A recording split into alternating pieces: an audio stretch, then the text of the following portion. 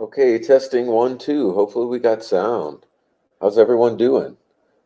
Let's see what we're working with over here. All right, Rebecca Ann, welcome in. Rebecca, well, check 1, 2. Was I not being heard?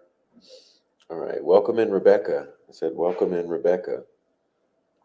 Okay, welcome in, Rochelle. And Diamond Eyes, welcome in. And hey, that's it, a small group. Oh, there's Digital. Welcome in, Digital. All right. Yeah, where are the people actually trying to sleep? It's a super late show right now. I just decided to jump on. I might just jump back off if no one comes in, but I decided to come on in. Okay, let's see what we got here. All right. Did you know caffeine and nicotine were studied to couple and join the DNA strand? Wow. Well, speaking of that, I have a little caffeine right here. That was just a shot. So that's done. All right. Let's see what we got here.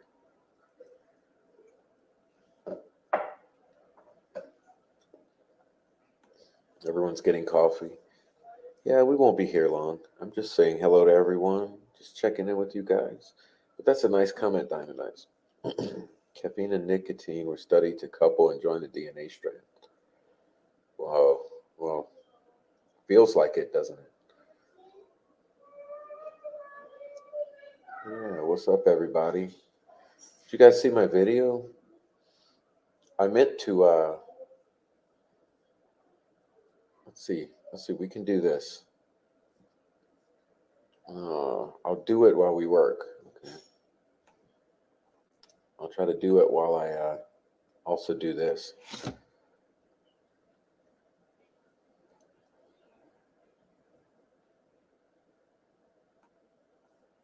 I don't have to do it that way. Let's see, maybe I can do it this way.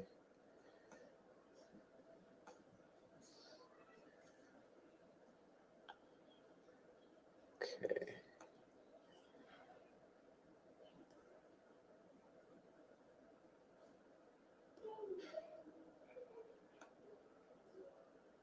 That might work. Oh, okay. You guys want to check out the video? I don't know who did not who didn't see the video. I just released a video. Let's see. Nancy Drew says, "Hi, chat. Here for a minute. About to go to bed. The wind is howling, keeping me awake." Oh, Nancy, what? Hey, guess what? You should have seen the weather here this morning. It was like, well, at first I saw it off in the mountains. It was like you could tell it was thick, and then when the front approached, it was sort of a icy, icy mix, and then it turned on into full on snow. It was pretty interesting to watch, but it was nasty. I'm glad I wasn't out in it. Okay. Digital not complete without you. I was mistaken about JW and CW, but it's all the abbreviations, guys, are killing me. I saw him somewhere shown at the search. Why so late? We're here. Okay. Hey, Nancy. So Rochelle says I'll be watching the video after this. Well, hey, guess what? I'll try to let's try to watch it together now. Why not? I did, Rochelle. I did. Well, welcome in, Gambias. All right, everyone's coming in, and why am I whispering? I feel like it's so late that I'm kind of whispering. At venue 3, I caught the last party. Sorry, I missed you twice. Yeah, I liked the location Noe was at. Nice looking room. Okay, yeah, let's watch it. I'll give some people some time to come in. Let's see.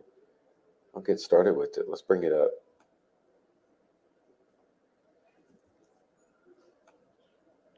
my thumbnail was 160 pins. So like I said, we're not going to talk about the 160 pins, right there. but I wanted to talk about the themes that we found. Okay, we found approximately 7 themes. We got with these solar eclipses that come over the USA over 2017, 2023, and 2014. We found all these biblical words. We found all these biblical words all over the place. And so what I started doing was I just started to make a list, and I made a video with 20 pins, then 40 pins, then 80 pins. Well, today it's about 160 pins. And like I said, I'm not going to read all the pins, but what we're doing now is we're making connections to all the biblical stories. And so we've got about 7 biblical themes found in the names of the locations that the solar eclipses go over. Okay. So again, there's about 7 biblical themes or more, really, connecting the stories in the Bible with where the solar eclipse is going over top of. So it just kind of keeps on adding up and adding up and adding up and adding up and adding up. So here we go.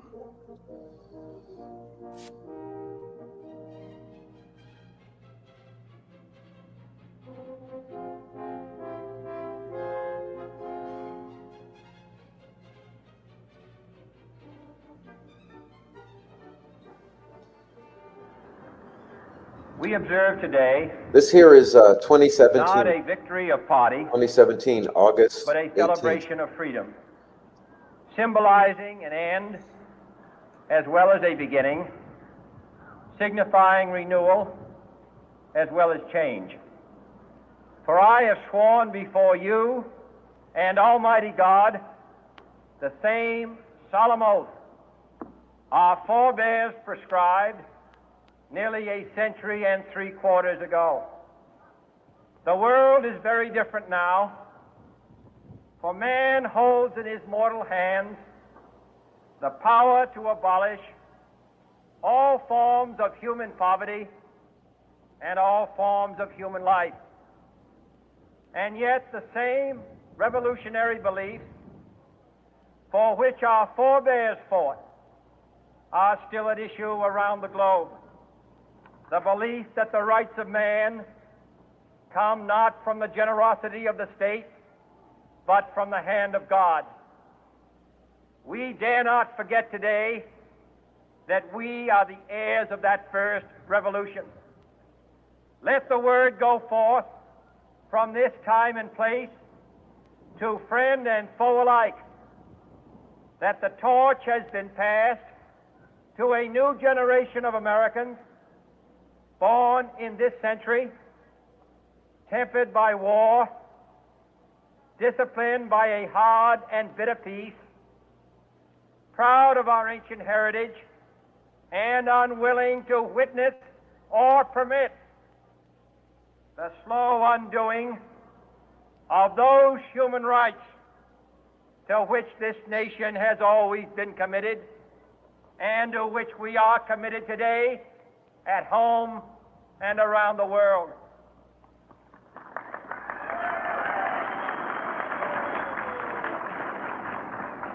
Let every nation know, whether it wishes us well or ill, that we shall pay any price, bear any burden, meet any hardship, support any friend, oppose any foe to assure the survival and the success of liberty.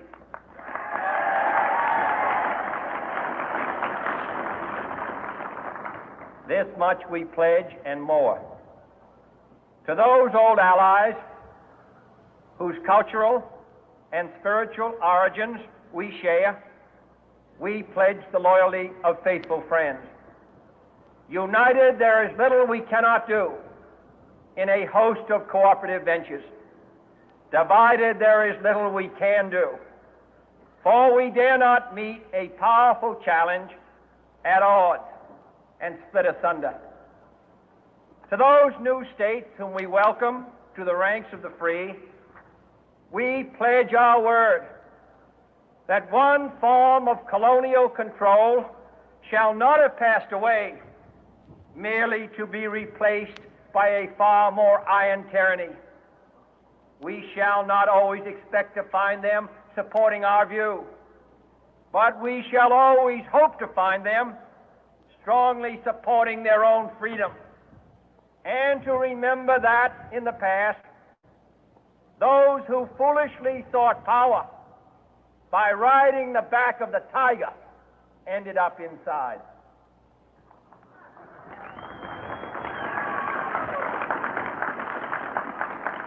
To those people in the huts and villages of half the globe struggling to break the bonds of mass misery, we pledge our best efforts to help them help themselves for whatever period is required, not because the communists may be doing it, not because we seek their votes, but because it is right. If a free society cannot help the many who are poor, it cannot save the few who are rich.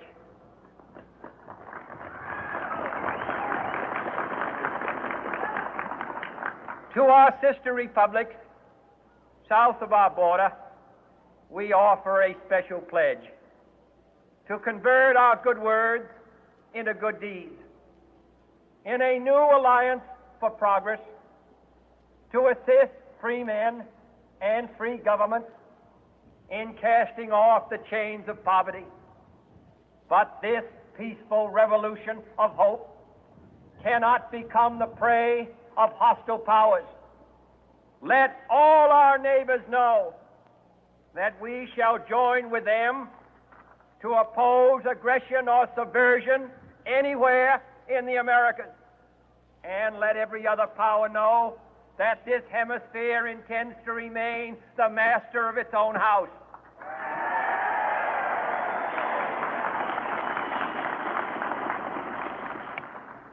To that World Assembly of Sovereign States, the United Nations, our last best hope, in an age where the instruments of war have far outpaced the instruments of peace, we renew our pledge of support to prevent it from becoming merely a forum for invective, to strengthen its shield of the new and the weak, and to enlarge the area in which its writ may run.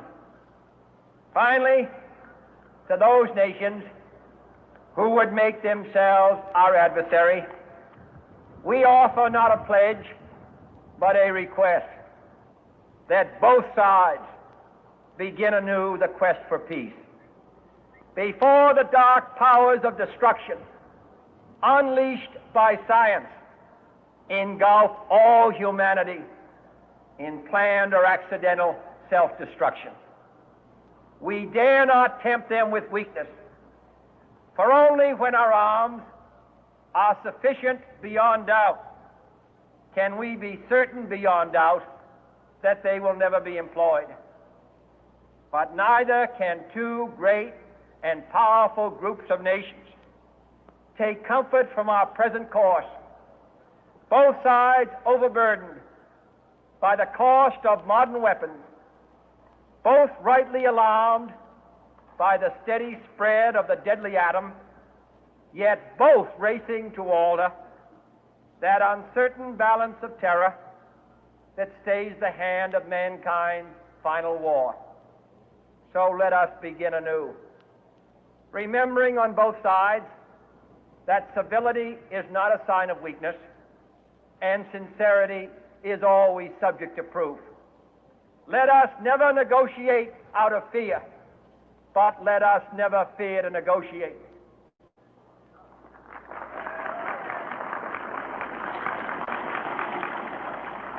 Let both sides explore what problems unite us, instead of belaboring those problems which divide us.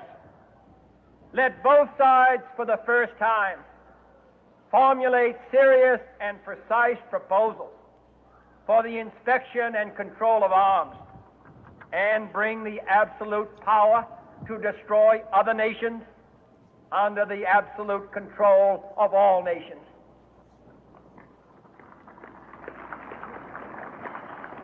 Let both sides seek to invoke the wonders of science instead of its terrors.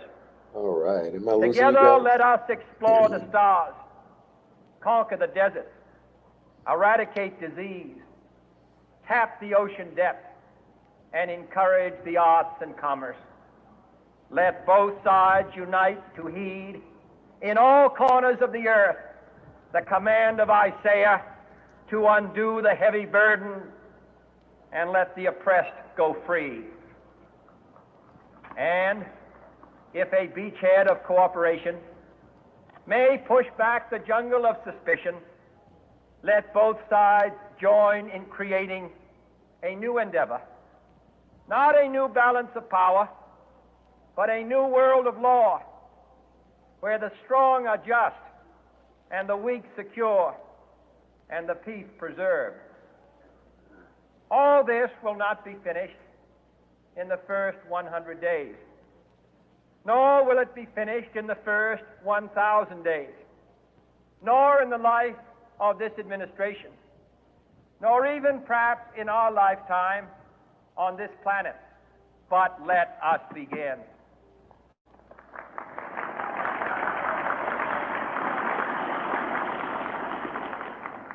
In your hands, my fellow citizens, more than mine, will rest the final success or failure of our course.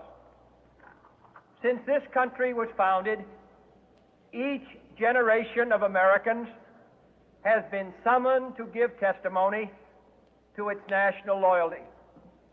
The graves of young Americans who answered the call to service surround the globe.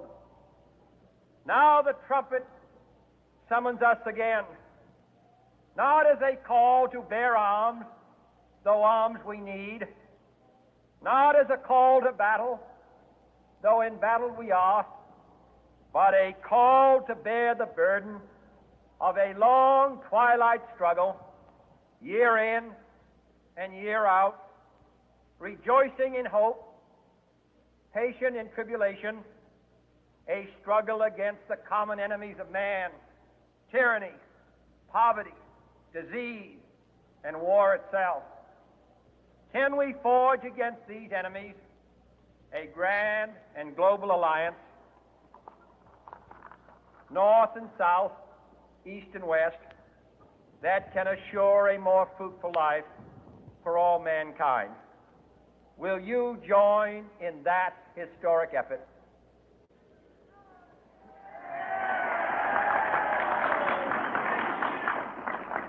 In the long history of the world, only a few generations have been granted the role of defending freedom in its hour of maximum danger. I do not shrink from this responsibility. I welcome it.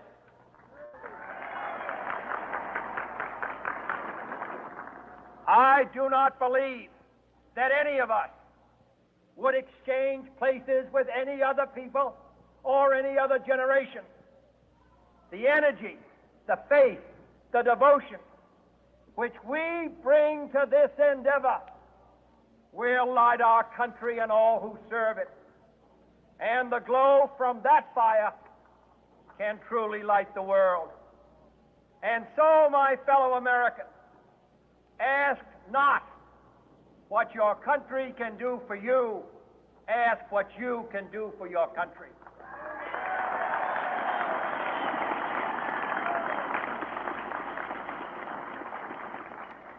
My fellow citizens of the world, ask not what America will do for you, but what together we can do for the freedom of man.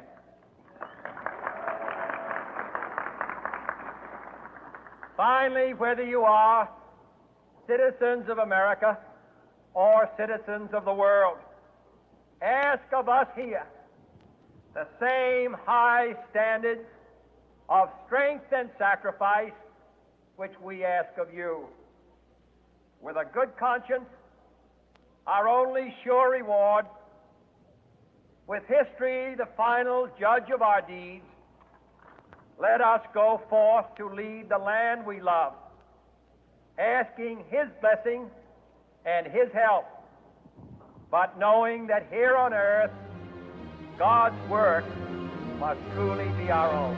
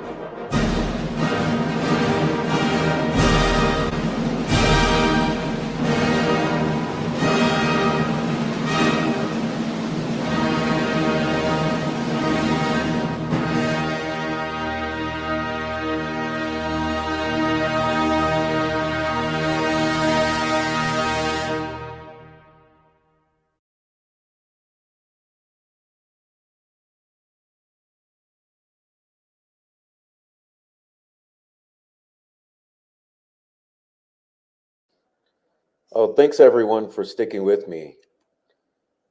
Thank you, thank you, thank you for sticking with me there, guys. Thank you very much. Wow, I'd like to read for you that excerpt. I know it went by pretty fast. Um, Thank you, guys. Thank you. Yeah, I'd like to read through it because, wow. I'll explain it and I'll read through it. How about that? That sounds fun. Thank you, Rochelle, Four Pits, Diamond Eyes, and Nancy Drew. Yes, people get ready. Jesus is coming. Jesus is coming. Listen, let's read through it. Um,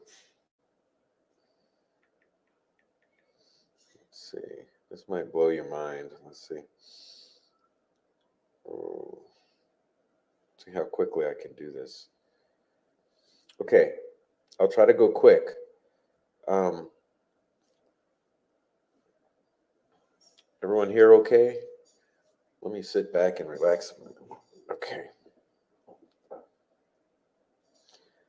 Oh, and I just lost my page.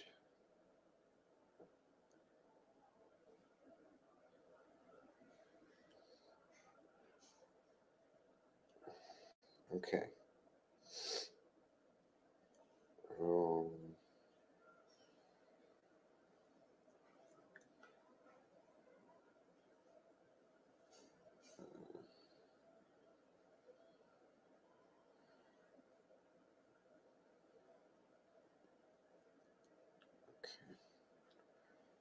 oh, my battery's dying on me.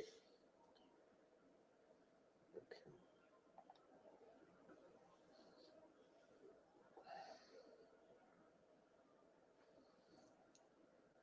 I may have to read it from the computer screen. That'll be good too. Let's I got to read you this letter. I just have to. Okay, this battery's dying, so listen for this letter. I'm going to pull it up, so give me a moment. Okay.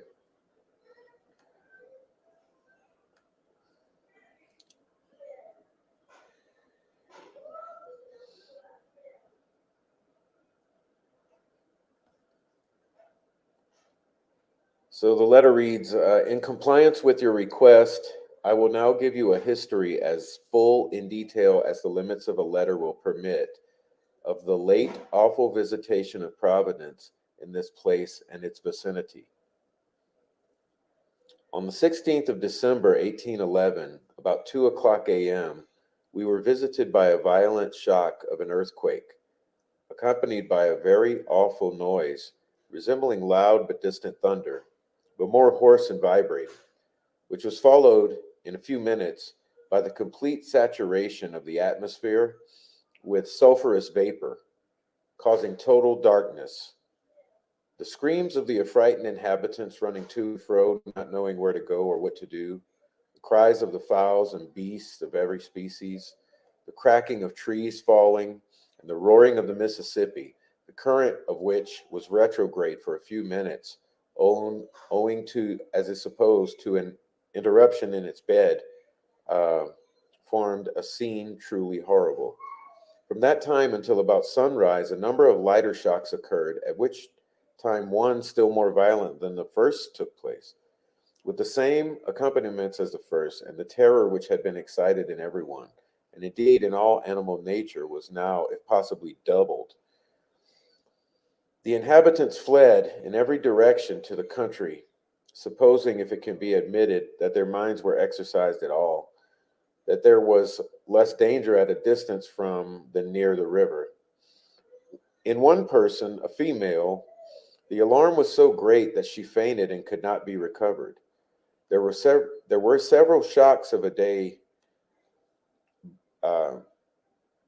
but lighter than those already mentioned, until the 23rd of January, 1812, when one occurred as violent as the severest of the former ones, accompanied by the same phenomena as the former.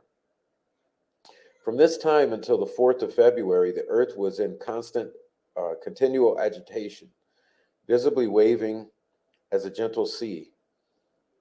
Let's read that sentence again. From this time until the 4th of February, so from January 23rd to the 4th of February, the earth was in continual agitation, visibly waving as a gentle sea. On that day, there was another shock, nearly as hard as the preceding ones. Next day, 4, such, and on the 7th, about 4 o'clock a.m., a concussion took place so much more violent than those which had preceded it, that it was denominated the hard shock. The awful darkness of the atmosphere, which as formerly was saturated with so furious vapor, and the violence of the tempestuous thundering noise that accompanied it, together with all the other phenomena mentioned as attending the former ones, formed a scene the description of which would require the most sublimely fanciful imagination. At first, the Mississippi seemed,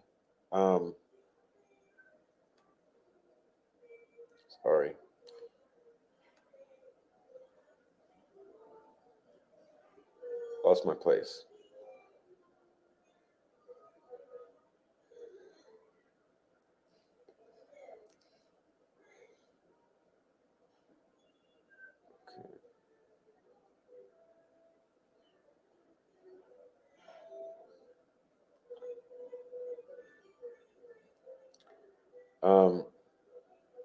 Mississippi seemed to recede from its banks, and its waters gathering up like a mountain, leaving for a moment many boats which were here on their way to New Orleans on the bare sand, and at which time the poor sailors made their escape from them. It then rising 15 or 20 feet perpendicularly and expanding as it were at the same moment, the banks were overflowed with the retrograde current, rapid as a torrent. The boats, which before had been left on sand, were now torn off from their moorings and suddenly driven up a little creek, at the mouth of which they laid to the distance, in some instances, of nearly a quarter of a mile. The river, falling immediately as rapid as it had risen, receded within its banks again with such violence that it took with it whole groves of young cottonwood trees, which lodged its borders. They were broken off with such regularity in some instances that persons who had not witnessed the fact would be difficultly persuaded that it had not been the work of art. A great many fish were left on the banks, being unable to keep pace with the water. The river was literally covered with the wrecks of boats, and it said that one was wrecked in which there was a lady and 6 children, all of whom were lost. In all, the hard shocks mentioned, the earth was horribly torn to pieces. The surface of hundreds of acres was from time to time covered over of various depths by sand which issued from the fissures, which were made in great numbers all over this country, some of which closed up immediately after they had vomited forth their sand and water, which it must be remarked was the matter generally thrown up. In some places, however, there was a substance somewhat resembling coal, or impure stone coal, thrown up with the sand. It is impossible to say what the depth of the fissures or irregular breaks were. We have reason to believe that some of them were very deep. The site of this town was evidently settled down at least 15 feet, and not more than half a mile below the town, there does not appear to be any alteration on the bank of the river. But back from the river a small distance, the numerous large ponds or lakes, as they were called, which covered a great part of the country, were totally dried. Oh, I lost place again. Here we go.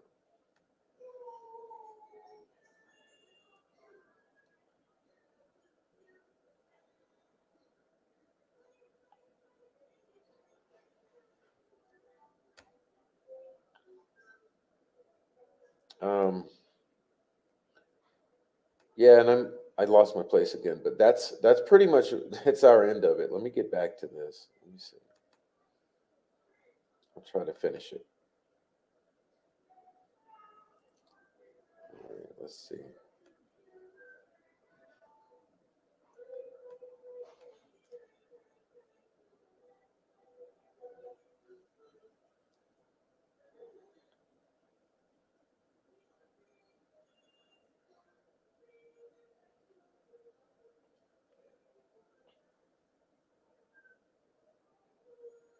The beds of some of them are elevated above their former banks several feet, producing an alteration of 10, 15 to 20 feet from their original state. And lately it has been discovered that a lake was formed on the opposite side of the Mississippi in the Indian country, upwards of 100 miles in length and from 1 to 6 miles in width, a depth of only 10 to 50 feet. It has communication with the river at both ends, and it is conjectured that it will not be many years before the principal part, if not the whole of the Mississippi, will pass that way. We were constrained by the fear of our houses falling to live 12 or 18 months after the first shocks in little light camps made of boards, but we gradually became callous and returned to our homes again. Most of those fled from the country in time. Okay. So let me get back to the chat. Let's see.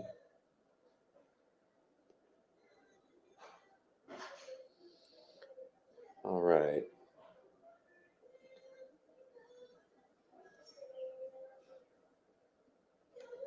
All right, welcome in, Louise. All right. And that's it. That was it. That was the excerpt I wanted to read. There's more, but gives you an idea how unworldly that those earthquakes were. And remember, it went on for several months, and continuously or periodically, what kept happening was another big one would come as big or bigger than the biggest one before. And that happened 4 or 5 times over. It's amazing. It's amazing. But remember, we had there was a comet. Okay, so at that point in time, there was a comet that passed, and then these major earthquakes. Anyway, so that was that excerpt from that letter.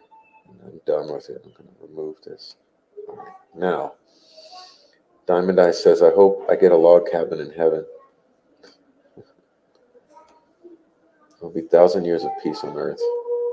Nobody talks about it. We will inherit the earth. Peace on earth sounds good. Welcome in, Ben Pat. All right. Welcome in, guys. Well,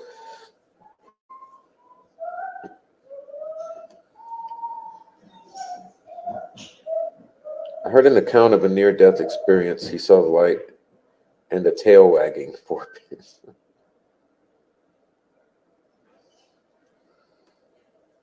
We always knew the big one would come. Do we think it's with this one? Who can know? Who can know the hour or the day? Yeah, guys. So anyway, super late, super tired. I just wanted to jump on and say hello to everyone. And it took me a little longer to get here than I thought.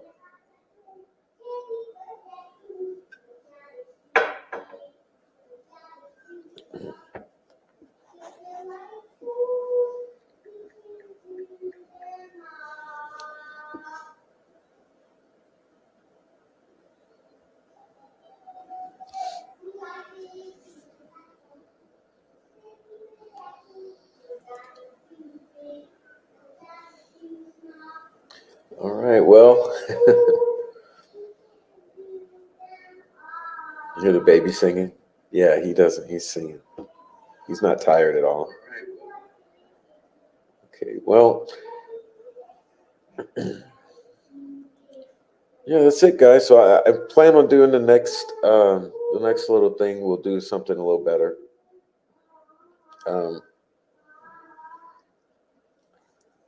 I wanted to share the video, say hello to everyone.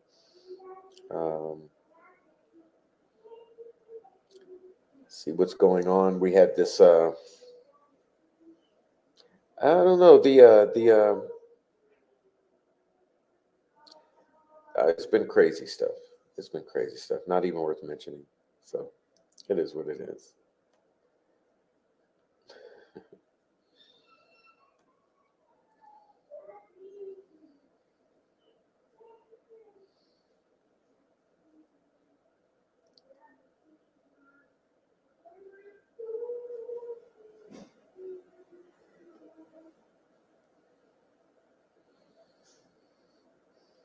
Oh, thank you, Nancy.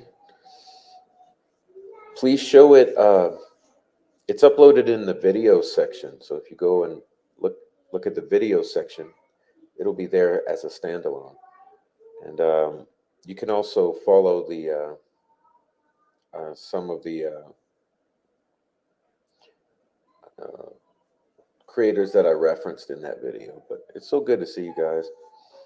I guess I ended up being more tired than I thought. I thought I'd come on for a little bit, though. It's super late. All right, good night, Digital.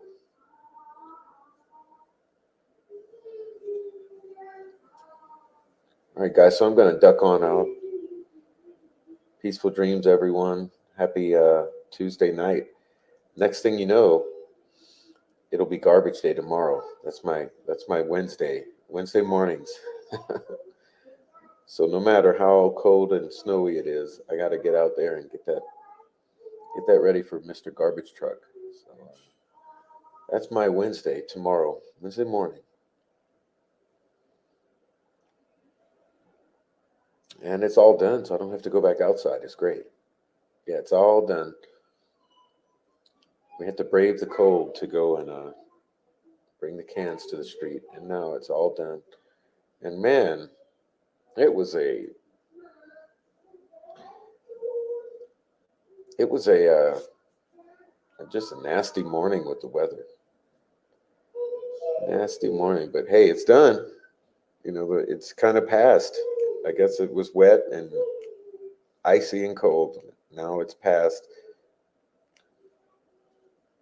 Yeah. So good night, guys. Enjoy the chat. I'll leave it open 5, 10 more minutes, and I'll probably join you in there. But I'm gonna get out of here. God bless America. Without you, we are sunk.